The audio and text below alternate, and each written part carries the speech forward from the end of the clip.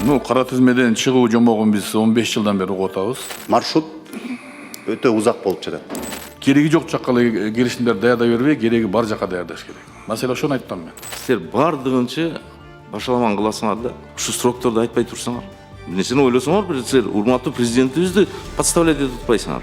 Биз өлкө катары кара тизмедебиз. Ушул самолетко отуруп учалабы? Тармактык комитет өткөн жылы Бишкек шаарында кол коюлган министрлер кабинети менен Венгрия өкмөтүнүн ортосундагы аба каттама жөнүндө макулдашууну ратификациялоо тууралуу мыйзамдын долбоорун биринчи окууда карады. Кыргызстан менен түз Венгрияга аба каттаманы ачуу мерчимделүүдө. Кыргыз республикасы менен Венгрия республикасынын ортосундагы эки тараптуу саясий, экономикалык жана маданий кызматташтыкты өнүктүрүүгө көмөктөшүүчү маанилүү фактор болуп, эки мамлекеттин ортосуна түз аба байланышы түзүлөт. Документ Кыргызстан менен Венгриянын ортосунда түз аба каттаманы ачууга жол ачат. Макулдашуунун негизинде эки өлкө ортосунда авиациялык кызматташтыкты өнүктүрүү, жүргүнчүлөрдүн жана жүктөрдүн ташылуусун жеңилдетүү максатталууда.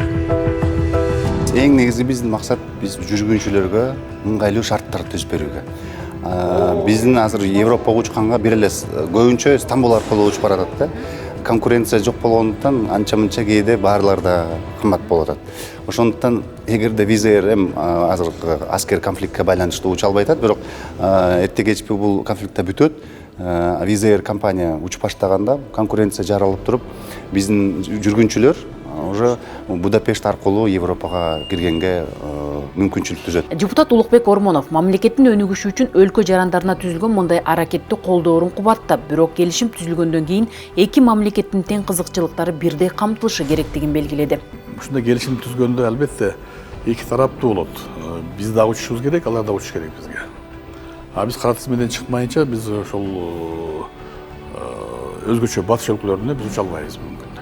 Бул кадам Кыргызстан менен Венгриянын ортосунда саясий, экономикалык жана маданий байланыштарды чыңдоого чоң өбөлгө түзмөкчү. Эгер мыйзам долбоору жогорку кеңеш тарабынан колдоого алынса, жакынкы келечекте кыргызстандыктар түз аба каттама аркылуу Будапештке түздөн түз уча алышат. Эгерде келишим менен биз мисалы үчүн $100 билет алсак, то келишим жок болсо $150 болот деп ошондой көрсөткөндө жарандарыбыз түшүнө баштайт. Биз дайыма ошондой мыйзам келишимдерди кол койгондо, анан кийин ратификация кылганда биз элибизге түшүндүрүп беришибиз керек. Бул мындай пайда алып берет. Жогорку кеңештин транспорт, коммуникациялар, архитектура жана курулуш боюнча комитети Кыргызстан менен Венгрия өкмөтүнүн ортосундагы аба каттама жөнүндө макулдашууну ратификациялоо тууралуу мыйзам долбоорунун концепциясын жактырды.